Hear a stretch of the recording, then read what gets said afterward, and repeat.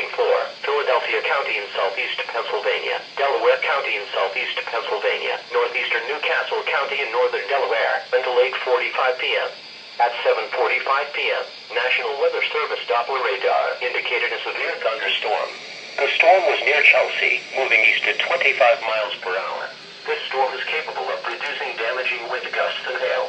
The severe thunderstorm will be near Polcroft and Philadelphia International Airport around 8 p.m., South Philadelphia and Morris Park around 8:10 p.m., Center City and Kensington around 8:15 p.m.